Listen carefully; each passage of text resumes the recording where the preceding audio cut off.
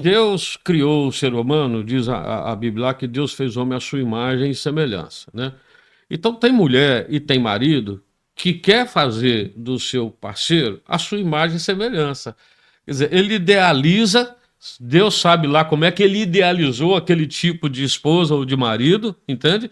E aí eu quero que a minha esposa seja assim. Quer criar um personagem para um E ser quer humano. forçar o cônjuge a se moldar aquela imagem que ele tem, que pode não ser uma imagem boa. Isso é tóxico.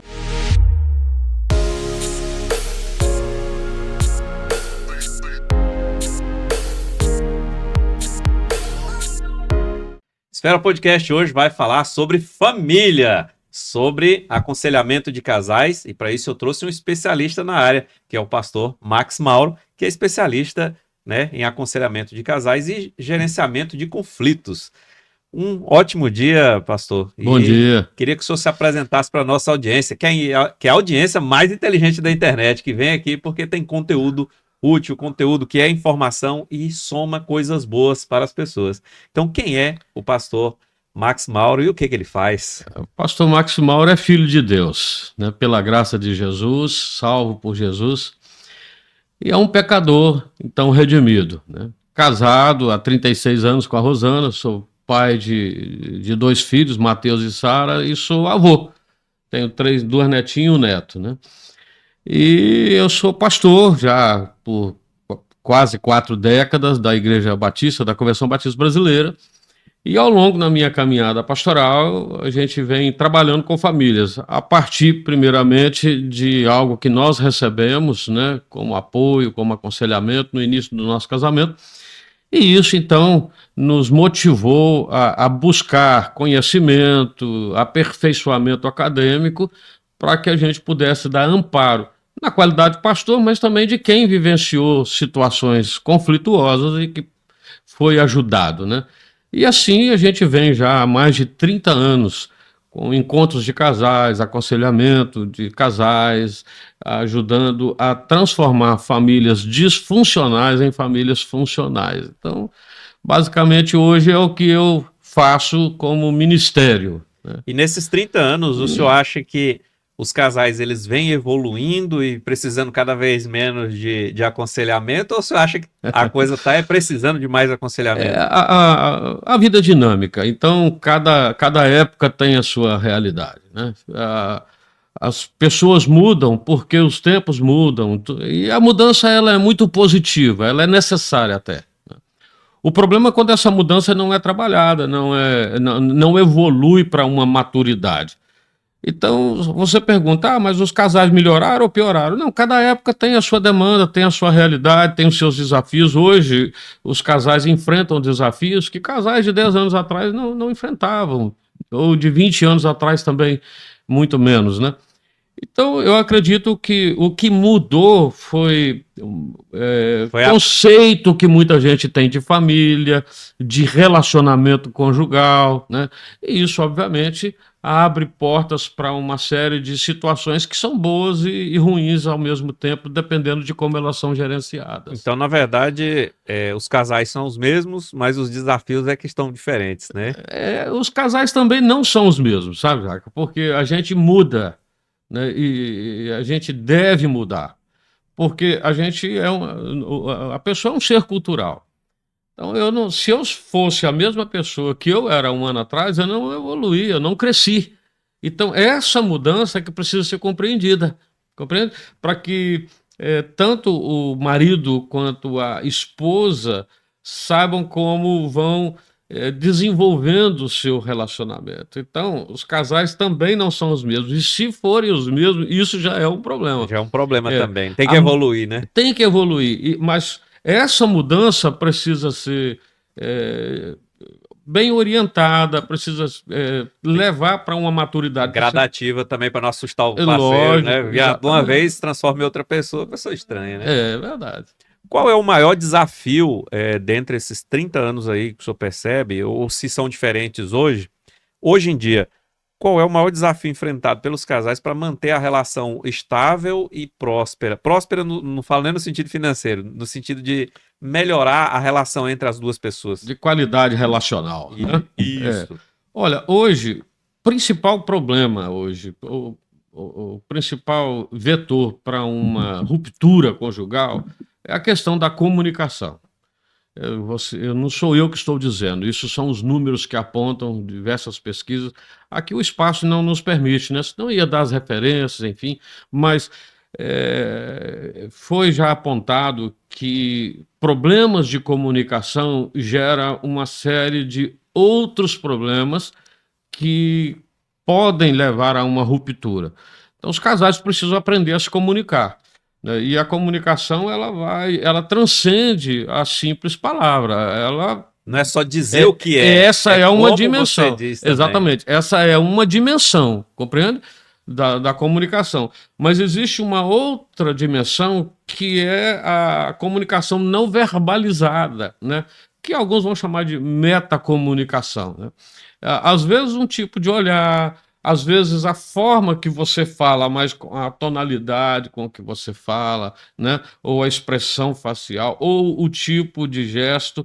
Então, muitas vezes a comunicação é incongruente. O que isso significa? O que você está falando não está condizendo com o que você está transmitindo com o todo da comunicação. Eu poderia dizer o seguinte, eu estou tão alegre hoje. Que bom. Minha vida está maravilhosa. Só que a minha expressão, o meu tom de voz está dizendo que eu não estou bem, eu não estou alegre. Não passa essa impressão. Então, a pessoa ouve, aí olha e fala assim, tem trem errado aí. No casamento, às vezes isso funciona assim. Às vezes a mulher está assim, séria, né? O cara não sabe o que está acontecendo. Aí ela está séria. Aí ele chega assim, querida, o que foi? Ela diz assim, nada. Tem tudo aí, entende? Então, a questão da comunicação passa por essas duas dimensões. Às vezes nada parece até uma ameaça, né? Não, nada você pode saber tudo. Agora eu preciso saber o que é esse tudo. Então, acredito que se os casais aprenderem a se comunicar, eles vão resolver muita coisa dos seus conflitos, né? Agora, fora isso aí, existem outros problemas na questão que envolve outros profissionais. Por exemplo, às vezes a pessoa está doente emocionalmente, está com algum transtorno, algum quadro depressivo. Às vezes até uma carência hormonal ali, ou de algum nutriente que pode ser resolvido com suplemento e a pessoa não sabe. Alguma coisa orgânica, né? Que provoca algo que atinge a mente. Então, essa pessoa precisa de ajuda. Isso aí, por exemplo, uma mulher que tenha algum problema de tireoide, né? Isso pode levar a uma depressão que vai, obviamente, prejudicar lá na cama, na vida sexual. E o cara, se ele não compreende isso e não dá apoio para buscar ajuda, para buscar tratamento, né? Às vezes ele confunde com falta de amor, de desinteresse, e na verdade é só um problema hormonal. E isso quando não leva a outros grilos, né? Será que tá me traindo? Né? Aí piora ainda mais. Piora, aí não fala, entende? Não comunica. E a coisa... E da mesma forma, né? A pessoa que tem o problema, às vezes não guarda para si, não procura uma ajuda, ou não expressa, olha, eu não estou me sentindo. Porque uma coisa é você ver a outra pessoa, né? Outra coisa é a própria pessoa sentir, eu estou diferente. E comunicar isso de forma direta, né? Agora, interessante, né? Comunicar de forma direta, né? Você vai ver a questão da comunicação, às vezes as pessoas usam uma sintaxe totalmente errada, distorcida, né? O que é a sintaxe? É a estrutura da mensagem, né? A pessoa precisa estruturar bem o que ela quer falar. E outra coisa, ela precisa usar uma semântica, quer dizer, o que ela vai dizer, a palavra que ela vai usar, a expressão que ela vai proferir ali, precisa ser compreendida pelo outro, porque senão a comunicação não acontece, né? E ainda precisa perceber se essa comunicação que foi bem estruturada, que usou palavras claras, compreensíveis pelo outro, se vai produzir efeito naquele outro que está ouvindo, entende? Às vezes até se foi no momento certo, às vezes a pessoa está distraída com outra coisa, você tem que chamar a atenção E eu até brinco que até no trabalho eu percebo isso, né? Eu não sei se todos os homens são assim, ou pelo menos a maioria, mas eu, pelo menos, quando eu tô trabalhando, eu foco naquilo que eu tô fazendo. Se eu paro aqui, eu vou olhar o celular, vou responder uma mensagem pra alguém, eu presto atenção na mensagem que eu tô falando. Se tem outra pessoa aqui, ela fala comigo, eu nem escuto. É uma cabeça da mulher não é assim, não. Aí eu falo pra. Às vezes a pessoa, você não tá prestando atenção no que eu tô falando. Eu falo, mas não tô falando com você, eu tô respondendo aqui.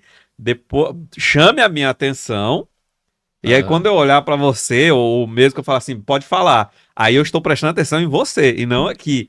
Ou às vezes eu tô fazendo, principalmente homens que fazem trabalhos manuais, né? Então, um mecânico, tá, ele tá concentrado ali em apertar o parafuso, em abrir o motor e fazer. Se você falar com ele ali, ele não vai prestar atenção em você, né? E a mulher, ela já tem uma forma totalmente diferente, né? Completamente diferente. É interessante. Tem alguns palestrantes aí que usam umas ilustrações interessantes. Eles falam que o cérebro do homem é como caixinhas, né? Então, aqui é a caixinha, usando o seu exemplo, aqui é a caixinha que dá resposta à mensagem. Agora, fecha essa caixinha ou entra na caixinha para ouvir o outro que está querendo falar comigo. A mulher não, cara. Parece aqueles fios que esse pessoal de TI trabalha aí, né? Que você vai olhar os Um provedores. é para memória, o Moço, é outro tanto é fio para. emaranhado, ela consegue pensar em várias coisas, fazer as várias coisas ao mesmo tempo e não perde o foco em nada. Ela consegue focar em várias coisas. O homem tem mais dificuldade em relação a isso. O homem é mais bruto, né? A sua própria constituição, ele é assim, né? Então, Fora que ainda tem você falou das caixinhas aí, né? Tem a caixinha do vazio. Eu uso muito a minha caixinha do vazio, que não tem nada, é quando eu não tô realmente pensando em nada, ou então pensando em várias coisas relacionadas, tentando ligar as coisas, né? E é geralmente quando eu chego no final do dia. Eu chego, eu vou pra casa, a primeira coisa que eu faço, eu não vou nem tomar banho, nem mexer com nada. Eu chego, sento e fico ali meia hora, 40 minutos, no absoluto nada, só processando tudo que só aconteceu no dia. relaxando. É. Tentando E ainda assim desligar. não é um nada, né? Você ainda está É, ligado no que, é no para que poder houve, né? desligar de tudo que aconteceu no dia e tentar Perfeito. relacionar uma coisa com outra. Pelo menos comigo é assim. Aí É, depois que eu desligo, aí eu vou descansar, aí eu posso descansar. é. Aí o problema é quando a sua esposa não compreende isso. Se ela não compreender isso, e você está parado olhando para o tempo, ela poderá pensar. Não estou dizendo que ela pensa, mas ela poderá pensar. Será que ele arrumou outra? Será que ele me ama? Tem isso, né? Então é importante a gente estar sempre reafirmando esse amor, né? Com palavras, mulher gosta de ouvir, mas principalmente com a nossa atitude, com o comportamento, com presença. Não estou falando de uma presença física, ela também, mas, sobretudo, uma presença de uma atenção que implica numa escuta ativa, que implica numa empatia, que implica num envolvimento e no interesse de ver o outro crescer, se expandir, alcançar outros horizontes, entende? Isso dá segurança para a esposa, isso comunica, né? E, da mesma forma, a esposa compreendendo, a sua esposa compreende, não, o Silvio, quando chega do trabalho, ele precisa desse tempo, ele tem que relaxar para a mente dele se reorganizar aqui agora no ambiente familiar, né? Ela compreendendo isso, ela vai respeitar o seu espaço, ela vai respeitar o seu jeito de ser. Pode ser que na caminhada isso venha a alcançar-se um certo incômodo. E aí é sábio, é uma atitude amadurecida chegar e dizer: olha, esse seu comportamento está me prejudicando nisso, está me incomodando por isso, por isso, por isso, por isso. A gente teria condições de conversar sobre isso, quem sabe? E aí, os casais que se amam, obviamente, eles querem se ajustar, né? E eles vão buscar ali um acordo, assim, entende? Pode acontecer o contrário, por exemplo, o senhor falou aí que grande parte não vou dizer das cobranças, mas da necessidade, às vezes, do casal, seja do homem ou da mulher, mas eu acho que a mulher acho que cobra mais isso, a presença, né? O excesso de presença pode ser um problema também? A pessoa pode enjoar do outro ali o tempo todo? Ô Silvio, boa pergunta. Depende do que é excesso de presença, né? Quando é uma presença tóxica, aí sim é terrivelmente prejudicial, porque o cara tá ali, ele O que tá seria uma apresentativo. presença tóxica? Seria uma cobrança injusta, seria uma atitude de humilhar o outro, entende? De diminuir o outro, de não considerar os valores, as habilidades do outro, seria isso tóxico. Tipo aquelas cobranças, né? Pessoas, isso pode acontecer com o homem e com a mulher, né? Onde você estava? Com quem você estava? O que você estava falando? Aí já é demais, né? Querer controlar assim, o tempo todo. Deus criou o ser humano, diz a Bíblia, que Deus fez o homem à sua imagem e semelhança, né? Então tem mulher e tem marido que quer fazer do seu parceiro a sua imagem e semelhança. Quer dizer, ele idealiza, Deus sabe lá como é que ele idealizou aquele tipo de esposa ou de marido, entende? E aí eu quero que a minha esposa seja assim. Quer criar um personagem para um ser humano. Quer forçar o cônjuge a se moldar aquela imagem que ele tem, que pode não ser uma imagem boa. Isso é tóxico demais. E às vezes, se a pessoa às vezes se enquadrar dentro desse personagem que ele criou, talvez ele não vai sentir nem atração, porque se ele casou com a pessoa, é porque era aquela pessoa que ele já conhecia, né? É bom, exatamente. Ou seja, a pessoa ela não está satisfeita com o que ela tem. Ela, né, fica querendo buscar ele, uma coisa. de certa forma, foi atraído, né? É. Tanto que se aproximou e casaram. Né? O problema é que algumas pessoas casam e elas casam se pensando, não, eu vou casar, mas aí eu consigo mudá-lo. Né? Isso não acontece, cara, não rola assim. Então, o ideal seria um compreender o outro, um respeitar o outro, saber os limites, saber os gostos, saber os interesses. E isso aí vem, obviamente, com uma vivência trabalhada, dia a dia, né? E estimular a melhora do outro ao invés de forçar uma mudança que às vezes nem é para melhor, né? Agora, é claro, às vezes o outro está com um comportamento que, por exemplo, a pessoa que é tóxica, né? Então, aquele que está se sentindo ali prejudicado, afetado de alguma forma com aquela toxicidade, ele pode buscar ajuda, pode expressar ao outro, dizer, olha, eu preciso que mude esse comportamento, enfim. Só que isso precisa ser feito de uma maneira também respeitosa, né? Para evitar a ruptura.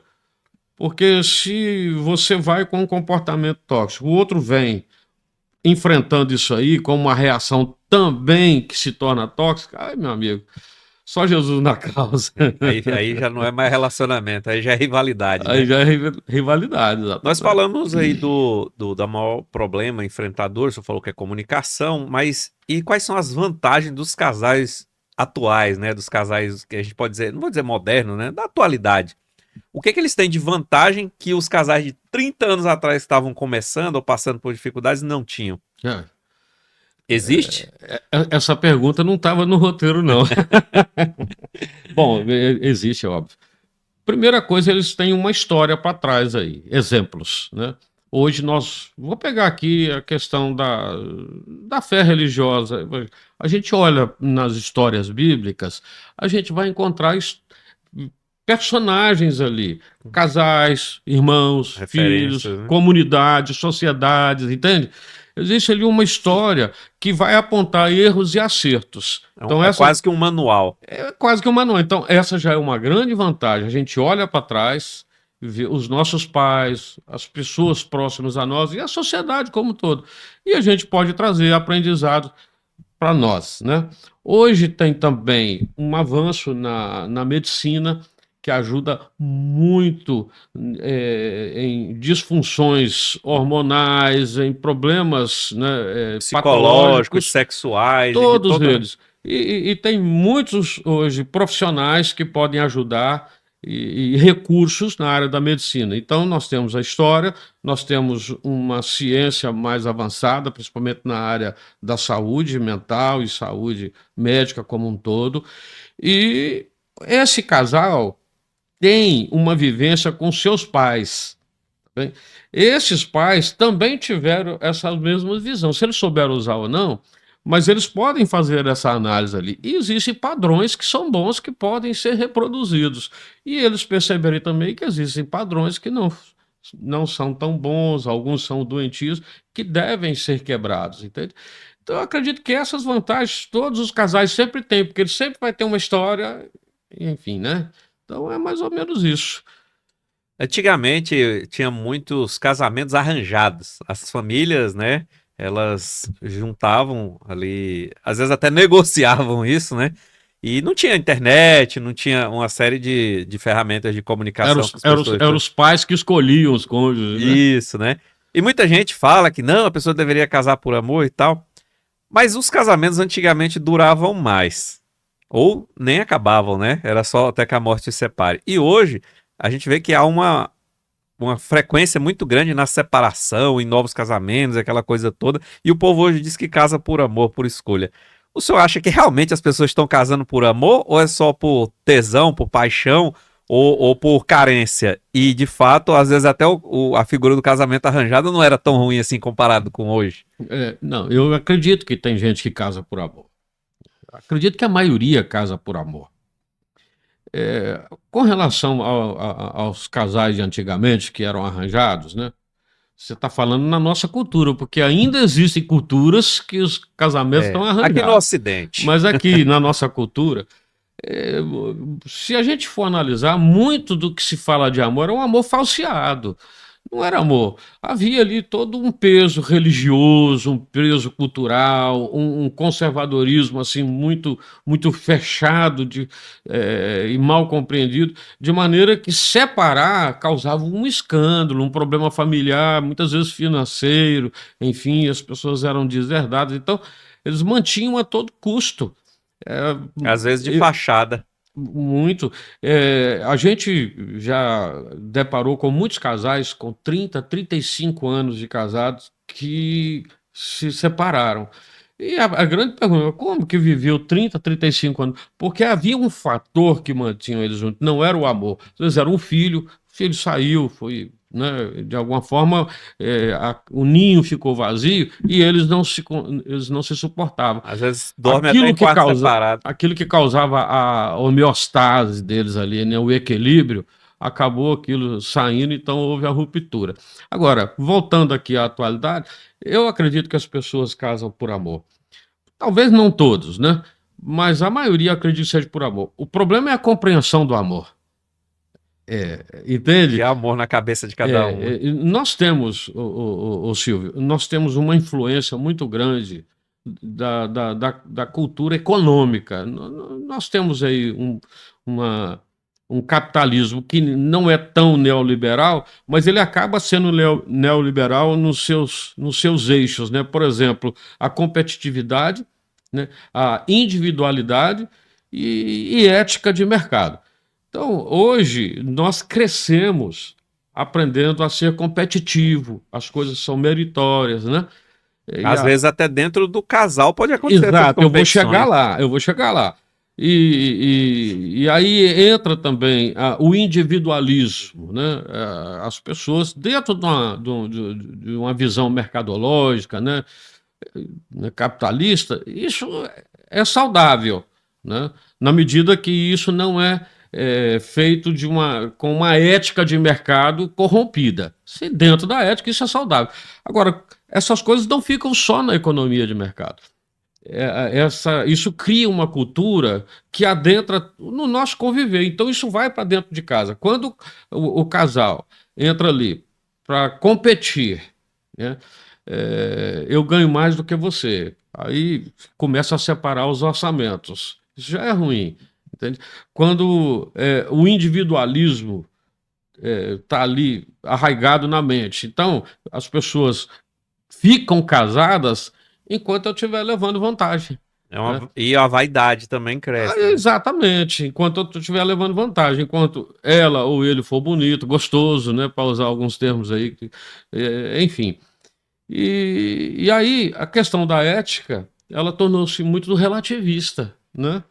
Às E a vezes, ética real não tem relativismo, né? não, entende? Então, se o amor é compreendido como amor, é, amor é um sentimento? É um sentimento, envolve emoções, mas, sobretudo, ele é uma ação, um sentimento em ação. Tem um cara muito bom que eu gosto muito de ler, que se chama Christian Schwarz.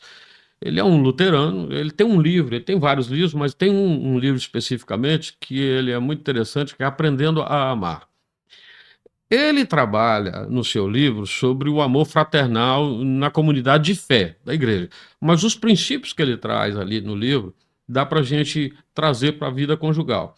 E a primeira coisa que ele trabalha ali é o conceito de amor. O que é amor? Né? Quando você entra nas escrituras, por exemplo, o Evangelho, João vai dizer o seguinte: Deus amou o mundo. Ok, então ali tem. Mas esse conceito de amor pode ser muito subjetivo. Amor, mas como é que é esse amor, né? Aí, mas a sequência do texto vai dizer: Deus amou o mundo de tal maneira, aí entra uma partícula de intensidade tal, que deu o seu filho unigênito. Então, veja bem, porque ele amou, esse amor levou a fazer algo, né? No caso de Deus, foi entregar o filho dele para morrer em nosso lugar, né? Então, dentro do casamento, quando esse amor é compreendido como um sentimento em ação, quer dizer, Ou eu seja, amo. um sentimento tão forte que implica num sacrifício Mais ou menos pesado, por esse inclusive. caminho mesmo, né? Por exemplo, eu posso dizer assim: eu amo a Rosana, minha esposa, e de fato a amo. Mas como é que eu demonstro esse amor? Levando para um lugar chique para jantar? Também, mas isso aí é superficial, entende?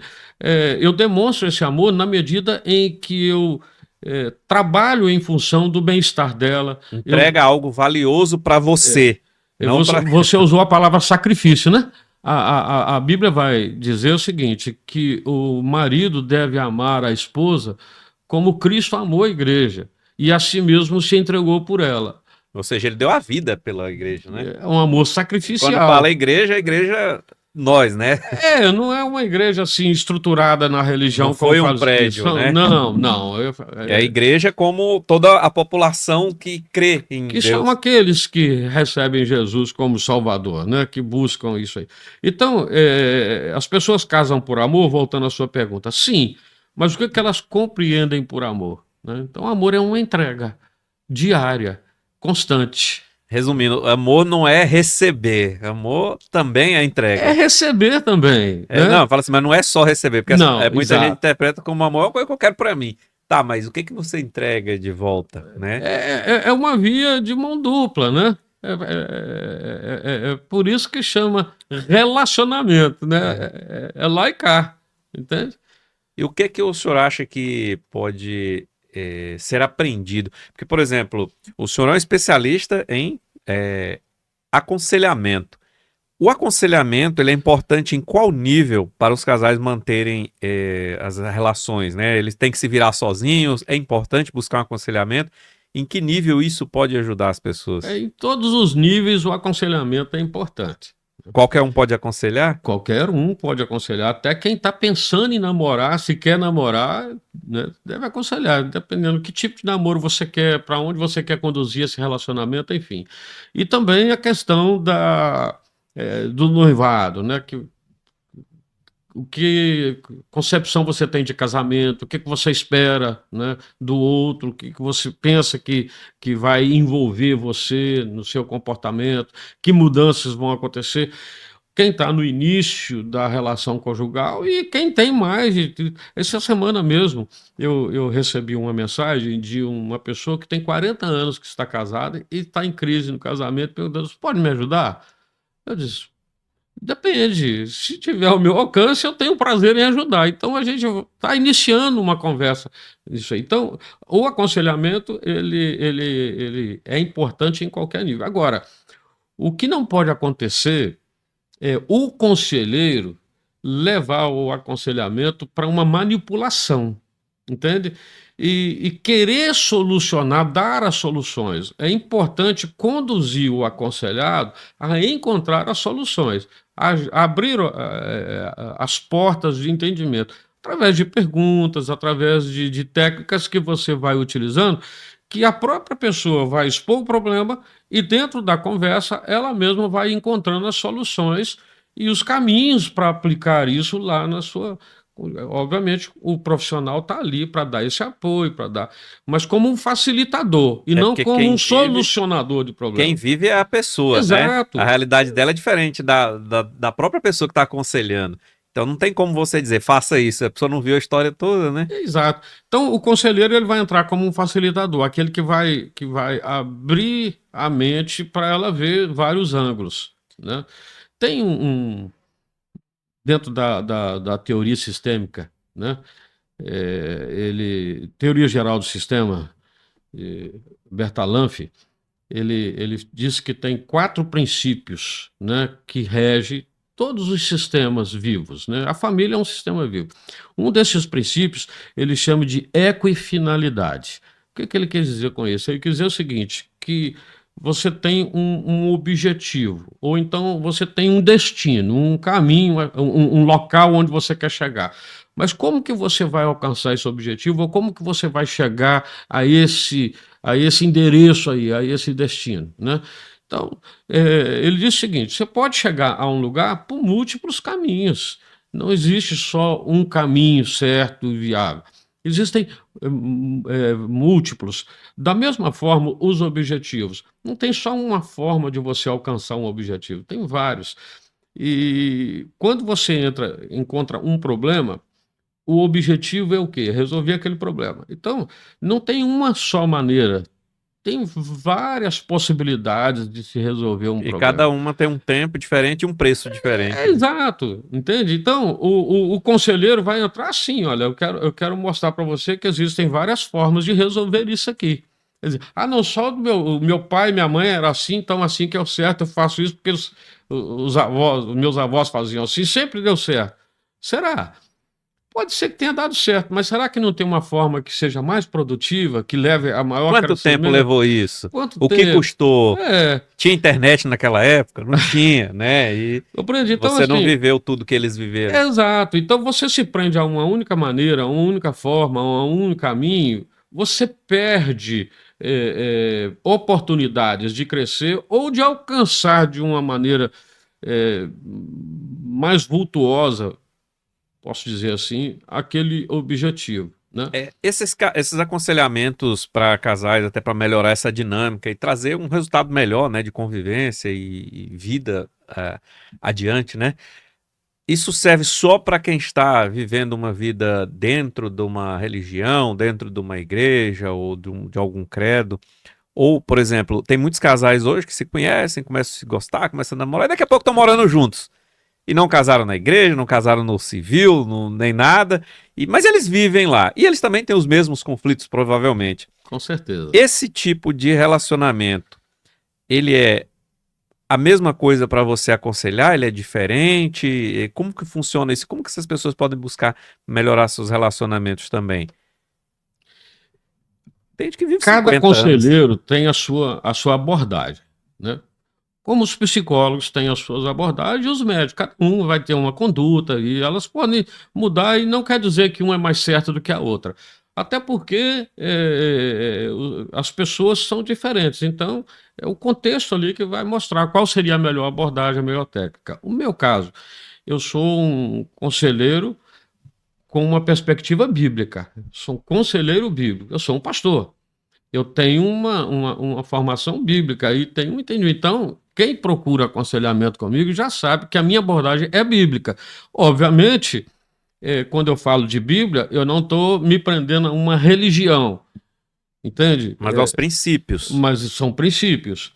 A outra coisa é o seguinte: eu procuro também ter um aperfeiçoamento acadêmico, porque a ciência tem muito a ensinar, né? Então, por exemplo, eu fiz uma pós-graduação que vai trabalhar uma terapia de casais, de família e de casais, dentro de uma abordagem sistêmica, compreende? Isso aí já é algo do campo da psicologia. Eu não sou psicólogo, eu sou pastor, mas eu posso usar conhecimentos que vêm da psicologia com os conhecimentos bíblicos, entende? E conjugar isso para ajudar na melhor maneira possível aquele casal que procura aconselhamento. Porque se a pessoa não acredita, não vive, aquilo ali fica difícil para ela ter referências para melhorar uma coisa que está prevista, inclusive, nesses mesmos princípios, né? Aí a pessoa, não, mas eu não quero me adequar a esses princípios. Mas você já vive um relacionamento baseado nos princípios que você disse que não acredita, aí fica difícil, Mas né? ela nem precisa acreditar. Quem tem que acreditar sou eu. É, né? Porque você E eu está... nem preciso também dizer qual isso aqui a Bíblia diz isso. Uhum. Eu vou, São princípios eu universais, preciso né? conhecer os princípios, né? Eu preciso saber como é que eles funcionam e como eles são aplicáveis, entende? E aí trabalhando nessa direção ali. E se a pessoa for cabeça dura também, porque às vezes a pessoa fala, eu não gosto, ele nem experimentou ainda, ele não conhece sequer, às vezes, um princípio, uma estrutura, ou seja lá o que for, e ele já fala que não gosta, né? Fala assim, mas você não conhece, como é que você diz que não gosta? Aí isso acaba gerando também problemas que acabam impactando até em relacionamentos também, né? Sim, eu acredito que cada um pode avaliar aquilo que está recebendo, né? Hoje, por exemplo, você tem as leis modificadas em relação à conduta dentro de um hospital, por exemplo. Hoje o paciente tem direito de perguntar até ao profissional que está ali administrando uma medicação, o que que é isso e tal, como é que efeito isso vai fazer no meu corpo antes que a medicação seja colocada. Então, isso quer dizer o quê? Que o indivíduo que está recebendo a ajuda, a terapia, né, seja ela qual for, tem o direito de entender o porquê que aquele profissional está direcionando para aquela conduta e, Para poder ter uma escolha e mais... ele mesmo fazer a escolha. Não, isso aí para mim não serve. Alguém, você falou assim, às vezes a pessoa não crê, a cabeça dura. Ela pode dizer, olha, você tem uma abordagem bíblica? Eu vou dizer sim. Então não serve para mim. Tudo bem. Ela tem direito, entende? E o profissional tem o dever ético, entende? É ético, ele tem o dever de dizer para a pessoa, assim, olha, eu trabalho com esses com princípios. essa abordagem, eu trabalho dentro desses princípios, com essa base aqui. E é assim que eu vou trabalhar. A pessoa aceita ou não. Nesses 30 anos aí, o senhor já aconselhou muita gente? Ah, não tem nem conta mais. Só aqui em Palmas nós fizemos encontros de casais com mais de 3.700 casais. Muita É gente. muita gente. E a taxa de feedback positivo que o senhor recebe é algo que... Então, eu não posso te dizer isso em termos percentuais, porque eu nunca trabalhei com essa questão de. Eu sei os números, porque quando eles vão fazer encontro, tem uma ficha, então isso sempre foi catalogado, tem lá. Esses dias eu estava Uhum. vendo aí, rapaz, deu mais de 3.760 e alguma coisa. Mas eu falo assim, as pessoas Mas acabam assim, procurando o senhor depois e falando, não, o olha, que eu isso foi quero dizer é bom o para mim. seguinte: eu não tenho assim um número de percentual para dizer, tantos casais melhoraram nisso e tal, porque eu nunca me preocupei em catalogar isso, em mensurar isso. Então, o que eu tenho são pessoas. Agora eu vou te dar um exemplo aqui. Eu estava no quartel do Comando Geral e aí encontrei com uma coronel lá, colega e tal, e fui comentar e tal, orar com ela. Ela falou assim: olha, eu já estou com 2 filhos. Eu, que bom então, mas eu não lembrava de nenhum detalhe. Aí ela percebeu, né? Não está lembrando de nada, não. Eu disse, não, eu fiz um encontro de casais com vocês e a gente estava tendo dificuldade de ter filhos, a gente fazia tratamento e não dava certo e tal. Você e sua esposa nos chamaram, a sua esposa pôs a mão na minha barriga, você colocou a mão na minha cabeça, na cabeça do meu esposo, vocês oraram. Hoje nós estamos, 3 meses depois eu engravidei e nós temos 2 filhos. Então, esse foi um testemunho que eu recebi, até me emocionou, sabe, nesse momento. Eu ouço isso diversas vezes, encontrando com pessoas, tem pessoas que eu nem lembro, assim, acho que eu nunca vi, você não lembra de mim? Não, não lembro, desculpa. Aí eu disse, não, eu participei do encontro e tal, e... Agora, o contrário também já aconteceu, né? Infelizmente não deu certo e tal, separou. E aí, então, Às vezes esse entendimento, quando é esse efeito, eu penso, né? Eu posso estar enganado, mas você tem mais experiência com isso do que eu. Que às vezes a pessoa está avaliando se vale realmente a pena, ele está tentando, ele quer, mas às vezes conhecendo mais coisas, como funciona e tudo, ele acaba chegando à conclusão de que aquilo ali realmente não ia prosperar. Ele estava insistindo em algo que não era para ser, né? Pode acontecer isso também, né? pode, mas Não é o ideal. veja bem, Silvio, se as pessoas querem melhorar, elas vão melhorar, entende? Porque é uma decisão. Eu vou te dar o exemplo de um casal. O cara era extremamente violento, violência doméstica, batia na esposa, né, traía várias vezes. Aconteceu de ela estar grávida e ele chutar a barriga para matar a criança ali, fazer um aborto ali, violento. E essa mulher decidiu, ela é uma mulher crente, ela decidiu que ia trabalhar o casamento dela. Ela seguiu um caminho de fé. E nesse caminho de fé, ela entendeu, talvez a gente questione o entendimento dela, mas ela entendeu o Acho seguinte: até perigoso. eu dependo é de Deus. Se ele não resolver, ninguém vai resolver. E ela foi para o campo da oração. Só que levou 29 anos. Ixi, é muito tempo para.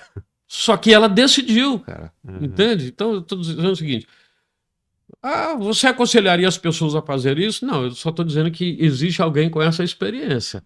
Entende? Particularmente, talvez eu não seguiria esse caminho, mas ela decidiu. Então, eu só estou dizendo para você o quê? Que se quiser melhorar, consegue. Hoje, o marido dessa mulher, eu conheço esse casal muito, estive com eles muitas vezes, trabalhando essa situação. E esse cara hoje, quem o conhece, fala assim: não, não é essa pessoa que você está dizendo que ele era. Mas aí também é uma escolha dele querer mudar, só que levou muito tempo, né? Principalmente a escolha dela. Né? De não desistir. De não desistir e de confiar que Deus faria isso. E Deus fez, né? No processo e tal. Né? Obviamente que ele também teve que tomar decisões. E dentro dessas decisões, ele acabou conduzindo para esse casamento ser preservado. E o que esse casamento veio depois dessa experiência, eles já têm mais de 30 anos do que os 29 de conflitos, né? Foi muito melhor no sentido assim até de ajudar outros casais, compreende? Então agora imagine aqui um casal que está eles passaram assim, por um desafio imenso, né? imenso. Imagine um casal que está no ponto de ruptura. Só que eles não querem. Se ele não quer, se um quiser a ruptura, não tem jeito. Tem aquele ditado, né? Quando um não quer, Dois não brigam. dois não brigam. Mas quando um não quer, dois não ficam juntos também. Tá certo? Uhum. A Bíblia diz assim: andarão dois juntos se não estiverem de acordo? Né? Não andam. E ainda tem as influências externas, né? Que eu falo, por exemplo, a família. Imagina um conflito, esse caso que o senhor contou aí. Infelizmente aconteceu questões terríveis e tal, mas chegou, vamos dizer assim, num final feliz, apesar de um desafio muito grande. Outros não. Foi um risco muito grande dessa mulher. Foi um risco muito grande que eu particularmente não recomendaria. Aí eu fico pensando assim, imagina uma situação dessa, eu fico pensando que eu tenho uma filha, né? Se a minha filha passasse por isso, eu poderia até respeitar a decisão dela de ela escolher. Mas eu não sei se eu não participaria dando uma acelerada, não, nesse caboclo, pra ele ver se ele falou assim: ó, tu vai ter que decidir mais rápido, porque eu vou deixar minha filha esperar 29 anos, não. Rapaz, eu não vou dizer muita coisa aí, porque eu não tenho advogado constituído. Eu acho que eu dava uma acelerada nesse caboclo pra ele refletir mais rápido. Mas eu já fiz coisas difícil. assim para proteger a filha. Eu já fiz coisas assim, então. Que não são recomendáveis, né? Eu acho que na busca por melhoria do relacionamento, fala assim, eu falando aqui como pessoa, né, como indivíduo, eu acho que quase tudo é válido. E eu acho também que a gente tem que perdoar. Eu acho que eu tenho que trabalhar mais a minha cristandade, assim, vamos dizer, na questão do perdão. Perdoar até perdoa, mas assim, eu sou um pouco mais intolerante com algumas situações, sabe? De falhas do outro. Eu não falo nem só em questão de violência, não, né? Às vezes até tem gente que excede um pouco na comunicação, né? Na comunicação verbal e não verbal violenta em relação ao outro. E eu acho que tem uns limites, né? Pra mim, ainda. Mas eu acho muito, muito evoluído a pessoa que consegue ultrapassar essa barreira. Eu venho até tentando me melhorar no sentido de que a minha tolerância seja um pouco maior, né? E eu acho que as pessoas têm que ser um pouco mais tolerantes em relação aos outros também, claro, sem arriscar a sua vida e saúde, porque a sociedade hoje está muito conflituosa, né? Chegando ao ponto de a unidade familiar, que é a coisa mais sagrada, que tem que ter mais harmonia, também ter esses conflitos. E hoje em dia tem essa dificuldade de trabalhar isso, né? Essa questão dos conflitos externos não impactarem no conflito aliás, em até criar conflitos dentro do casamento, né? Isso pode ser trabalhado também no aconselhamento? Você está colocando na sua palavra aí várias coisas, né? Isso. Você está falando de influência externa no relacionamento, você está falando do perdão, você está falando de conceito de perdão. Então vamos por parte aqui, né? Você começou falando do perdão. É claro que perdoar é uma coisa, mas você compactuar, aceitar a insistência no erro é outra coisa. Perdoar é uma coisa, mas manter a confiança em quem um dia quebrou uma aliança, quebrou um acordo, quebrou um compromisso, é Aí é outra coisa. difícil. Entende? Então, uma coisa é perdoar. O que é perdoar? É não permitir que aquela ofensa interfira nas minhas decisões a partir daqui. Porque senão eu continuo sofrendo, né? A pessoa que não perdoa, ela é ofendida múltiplas vezes. Primeiro com a ofensa em si. E segundo, pela permanência, né? Ela vai No ciclo. mantendo aquilo ali, revivendo aquilo ali, como se fosse um Ciclo. um ciclo infindável, como se aquela ofensa acontecesse novamente, novamente, novamente, e está acontecendo na mente. Então, é você perdoar para se libertar disso. O outro merecendo ou não o perdão, pedindo ou não o perdão, ela tem que romper com isso, resolver isso. Agora, vamos supor que eu seja. Sofra, nós estamos falando de relacionamento conjugal, então vamos ver que eu sofra uma traição, né? Minha mulher, graças a Deus, nunca fez e eu confio nela que não vai fazer, mas estou criando uma hipótese, ela me traiu, né? Eu posso perdoá-la. Eu continuar convivendo com ela é um fator que eu preciso Diferente. decidir depois, diferente. Posso ou não. Depende de uma série de situações aí, tá certo?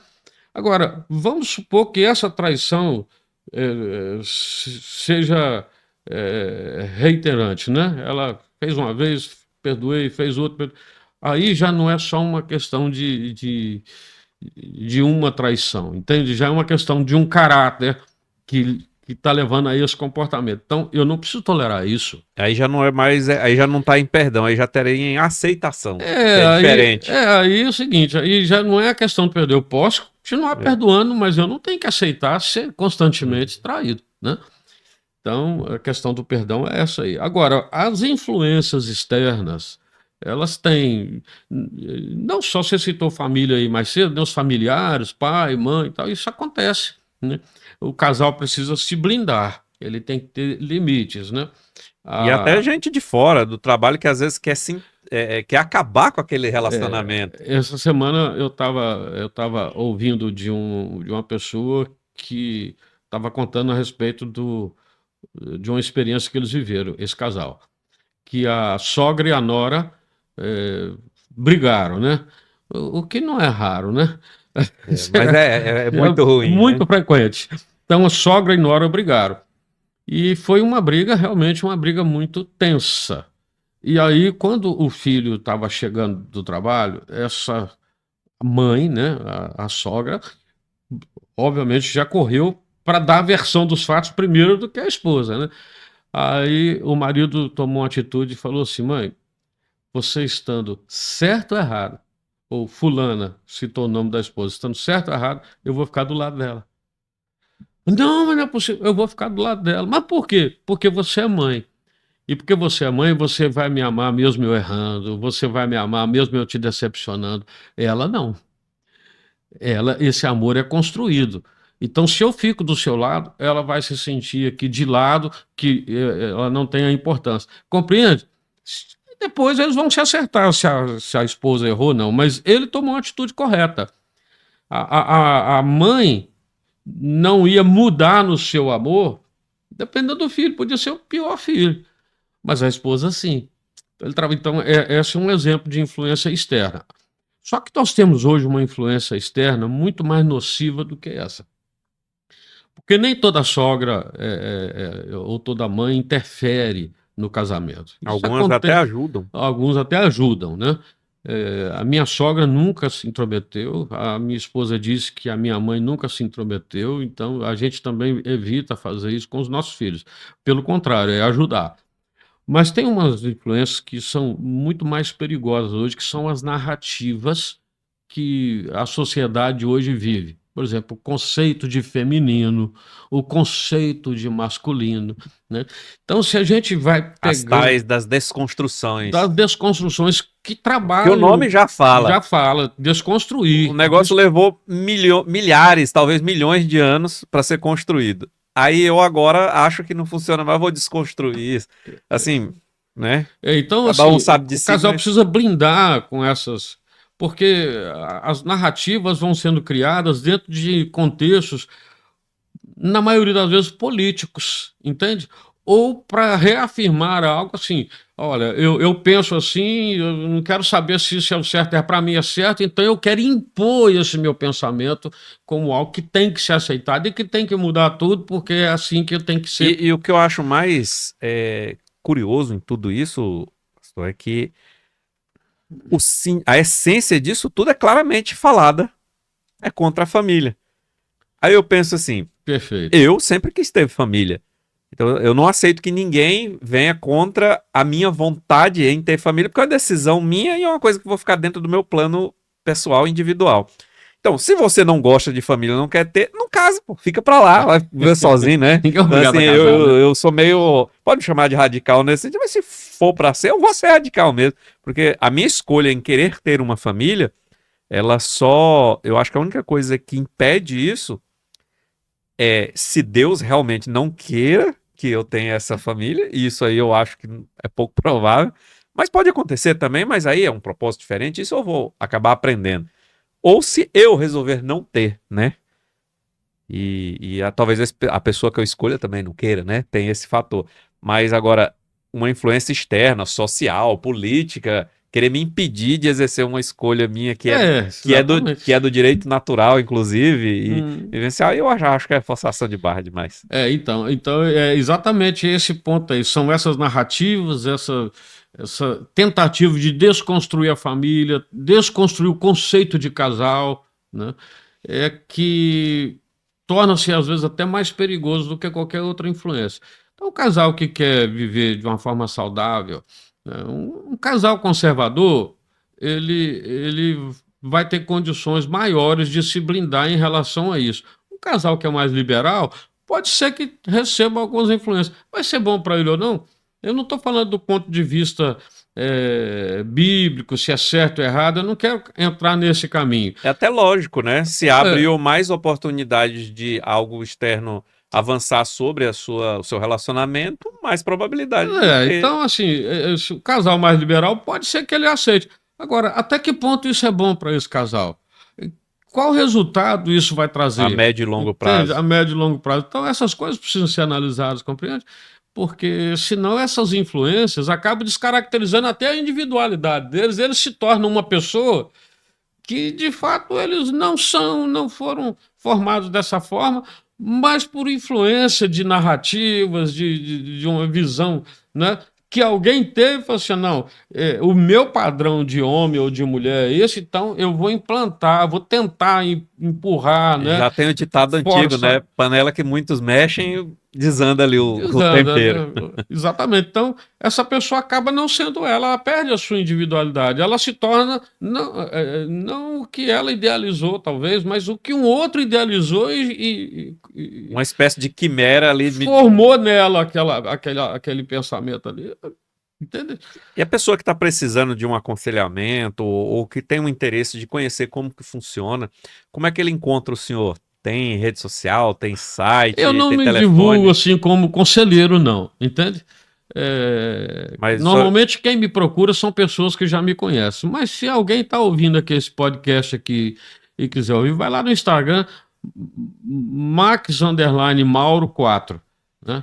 E manda Arroba Max underline. Mauro 4. Isso. Manda é um Instagram aberto, manda Já um segue direct lá, lá. manda o direct. O senhor coloca conselhos ali também, o senhor produz material específico para isso. Não, o meu É Instagram, pessoal, o né? meu Instagram, ele não, um especialista vai dizer que eu sou um cara totalmente errado na abordagem, né? Porque eu ponho coisa pessoal, eu sou aposentado, né? Funcionário público do estado de Tocantins, aposentado, mas para eu não ficar parado, eu trabalho ali como corretor de imóveis, aí põe alguma coisinha, mas Mas essa questão dos aconselhamentos, embora o senhor tenha estudado bastante para isso e já viva isso há mais de 3 décadas, é porque as pessoas realmente estão procurando, né?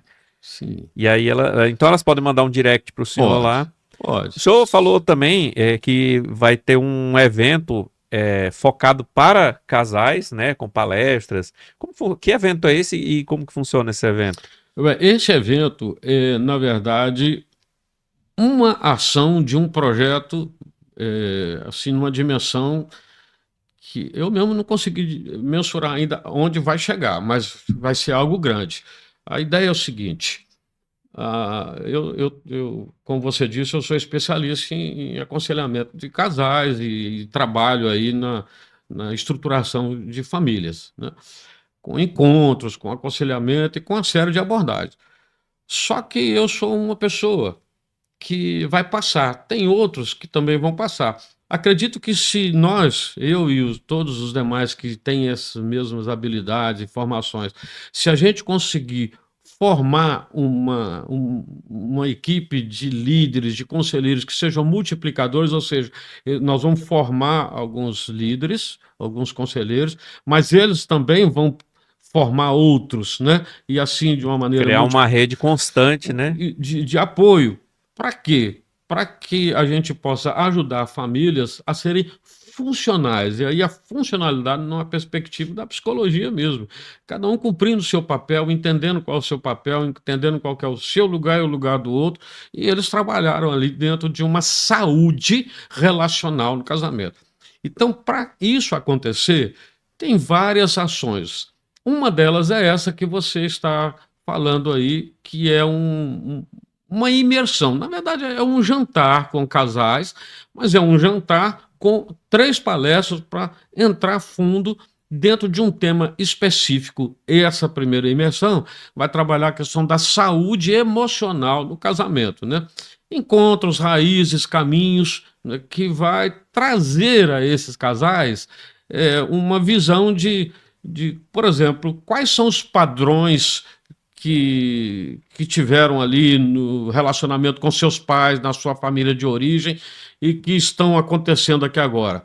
Quem vai falar, inclusive, sobre isso aí é o doutor Adalberto, que já esteve aqui, né? É o doutor Adalberto Lopes, que é Né? psiquiatra. É um psiquiatra, um cara muito bom, né? Ele vai tratar desse assunto aí.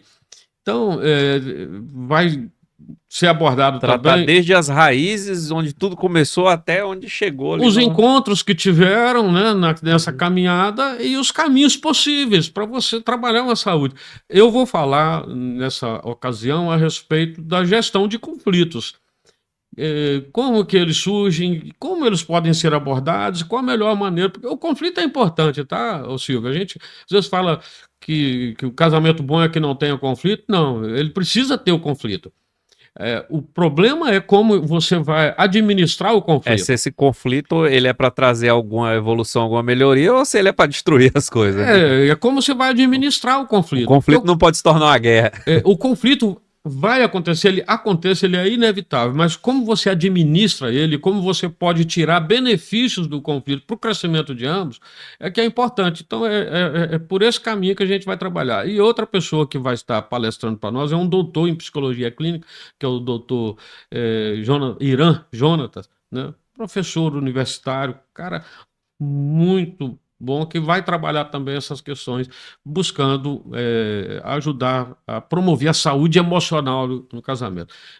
Teremos outras imersões ao longo do tempo, e você vai estar lá conosco, você vai ser o intermediador ali, né, para...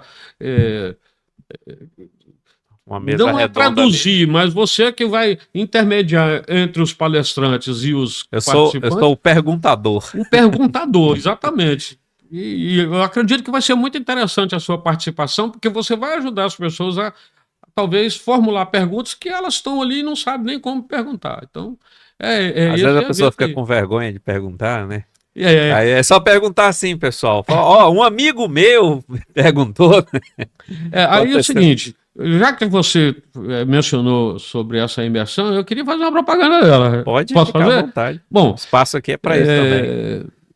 a gente procura fazer as coisas de uma forma mais personalizada, né? Ainda tem como, quem quiser participar ainda tem como. Obviamente tem um valor que se cobra, porque vai ter um jantar, tem um custo disso aí. Mas não é algo que ninguém possa pagar. É um investimento. É um investimento que vai ser feito, né? Aí o mesmo Instagram que foi citado aqui, Max_Mauro 4, @Max_Mauro 4, manda um direct lá que eu dou as instruções de como se inscrever, enfim. E qual é o dia? Sábado agora, dia 16. 16 de maio de 2026. Exatamente. A partir de que horas? De 15 horas. Das 15 horas. A imersão é de 15 até 19h30. Aí depois vem um jantar. As pessoas podem ali se conhecer, interagir, trocar experiências e também o que sentiram de perspectivas novas depois das palestras, né? Nós vamos usar o espaço da Igreja Presbiteriana Central de Palmas, ali na 208 Sul. Não está vinculado assim à igreja, embora essa igreja tenha nos dado muito apoio nisso, suporte nisso. Porque como o projeto está assim embrionário, está nas primeiras ações, a gente não tem ainda os recursos, né? O ideal é desvincular isso de uma imagem de uma igreja, embora seja uma condução dentro de uma perspectiva de fé evangélica, né? Mas não vinculada a uma igreja específica, tá certo? Então, mas vamos usar aquele espaço deles ali, agradecendo até ao pastor Danilo e todo o conselho da Igreja Presbiteriana por nos dar esse suporte. A Igreja Presbiteriana e a Igreja Batista foi quem mais deu suporte para nós aqui em Palmas nos encontros que nós fizemos. E eu também preciso destacar aqui a Polícia Militar, né? Principalmente na época do comando do Coronel Bonfim, do Coronel Tavares, que nos permitiu fazer vários encontros naquele quartel do Comando Geral, fizemos vários encontros ali com policiais militares, enfim, e eles deram esse suporte. E a Igreja Presbiteriana e a Igreja Batista sempre nos deram suporte. Então, a minha gratidão, né? Hoje a Igreja Presbiteriana ainda dando essa estrutura aí pra gente, muito importante. Então, pessoal, você aí que é casado, ou até tá namorando, ou tá noivo, quer receber umas perspectivas diferentes de profissionais da área de psicologia, de psiquiatria e também da área religiosa também. Então você tem vários tipos de visão diferente de como melhorar o seu relacionamento, dirimir conflitos, né? Buscar conhecer até a sua própria origem da sua personalidade. Promover a saúde emocional, né? Isso, e promover a saúde emocional, como bem falou aqui o pastor Max Mauro. Dia 16 de maio de 2026, a partir das 15 horas, né? Perfeito. Até as 19h30 e depois um jantar. Você faz um investimento, até porque você vai ter um ótimo jantar ali e vai ter várias perspectivas aí nessas palestras também. E depois uma mesa redonda onde você pode ali fazer perguntas e tirar as suas dúvidas e melhorar ali a saúde e a perspectiva emocional no seu relacionamento. Então fica aí a dica, procure lá, @Max_Mauro 4 lá no Instagram e manda um direct lá que você vai saber valor, local. O local vai ser aqui em Palmas, né? No centro, na 208 Sul. E faça aí esse evento, já que você tiver sem programação para o sábado, é uma excelente programação que você pode melhorar aí o seu relacionamento, né? Exato. E ótimo. Eu queria que o senhor deixasse aqui uma mensagem, pastor, para a nossa audiência, seja para quem está solteiro ou para quem está casado aí, o porquê que é importante, né, cuidar da saúde emocional dos seus relacionamentos aí para viver uma vida muito mais saudável. Eu achava que você ia perguntar o porquê que é importante ser casado. Já responda essa pergunta também. Né? Tem a ver, no fim das contas. É importante a saúde emocional porque ela vai te dar o suporte para tudo na sua vida. Se você não estiver bem consigo mesmo, né, não tiver resolvido, muita coisa isso vai desencadear uma série de outros problemas, né? Pode chegar até a causar alguns transtornos, né? Então, acredito que a pessoa que quer estar de bem com a vida, de bem com o outro, primeiro ela tem que estar bem consigo mesmo, né? E até aproveitando para dizer o seguinte, tem gente aqui que está passando por umas crises assim e evita pedir ajuda, né? Isso é um erro. Você deve pedir ajuda. Agora, obviamente, pedir ajuda em quem realmente tem condições de ajudar, conhecimento, capacidade, enfim, né? Um psicólogo, um pastor, enfim. Pedir conselho de casamento para quem não gosta de casamento ou para quem não sabe aconselhar, né? Porque não resolve os próprios problemas. Agora, a outra pergunta que eu achei que seria, você falou para responder também, né? Por que é bom ser casado? Porque A gente foi criado para relacionamento. Deus mesmo falou: não é bom que o homem esteja só. Eu vou fazer uma mulher para ele, né, que seja compatível com ele, que esteja lado a lado, que tenha força igual, que tenha capacidade igual, né? E com isso Deus tira um lado desse homem, né? Alguns vão falar costela, mas é um lado, para que os dois possam depois, esses dois lados se juntarem formando uma só carne, né? Desse lado ele constrói a mulher e aí agora ele junta. Então, o casamento é bom por isso, porque eu vou me relacionando, porque eu fui feito para relacionamento, e dentro de uma perspectiva saudável, né? Relacionando com alguém que eu possa amar, ser amado e construir ali, né? Valorizar um ao outro e um ao outro ajudando a ser pessoas melhores, né? É por Excelente. aí, cara.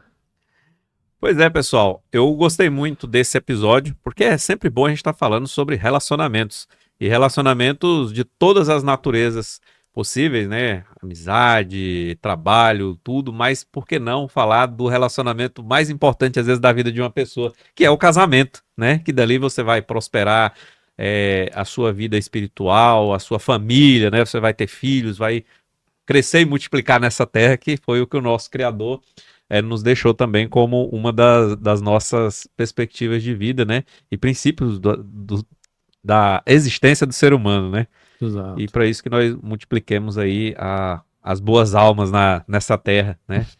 E eu sei que não existe nenhuma instituição mais forte do que a família, que ela nunca deixou e nem deixará de existir, porque se ela deixar de existir, nós vamos deixar de existir, É, né? acabou. Agradeço a presença do Eu que senhor aqui, agradeço. agradeço o convite, o senhor ter aceitado o convite, melhor dizendo, porque é sempre bom a gente falar de outros assuntos que engrandecem também a nossa audiência aqui, né? A gente fala sobre empreendedorismo, carreira profissional e todos os assuntos afins. Segurança pública. Segurança pública, qualquer coisa que vá trazer algum tipo de benefício, né, para a nossa audiência, com informações importantes. E por que não o propósito de tudo isso, né, do empreendedorismo, de carreira, é o quê? Cuidar das nossas famílias, das nossas vidas. E o casamento Exato aí. é uma coisa importante, nós precisamos cuidar da saúde emocional dos casais. E você já sabe aí, né? Se tiver querendo participar desse evento, sábado, 16 de maio de 2026, lá na 208 Sul, procure aí @max_mauro4, mande um direct lá e veja lá valores, horários certinho e participe desse encontro onde os casais poderão conhecer um pouco mais sobre como melhorar a sua convivência, né, a sua saúde emocional e também dirimir os conflitos que eventualmente aparecem no casamento. Esse é o pastor Max Mauro, nosso convidado de hoje. Nós ficamos por aqui. Um abraço a todos vocês e fiquem com Deus.